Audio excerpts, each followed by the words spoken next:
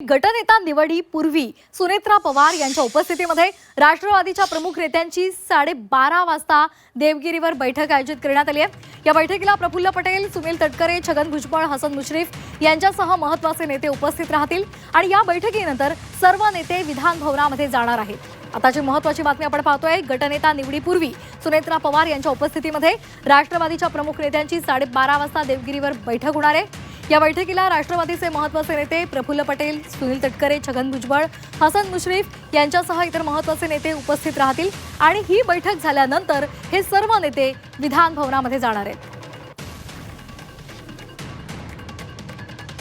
तर आताची महत्त्वाची बातमी, देवगिरी बंगल्यावर आता राजकीय घडामोडींना वेग आलेला आहे। दुपारी 12:30 वाजता राष्ट्रवादीची महत्त्वाची बैठक होणार आहे। या बैठकीला महत्त्वाचे नेते उपस्थित राहतील।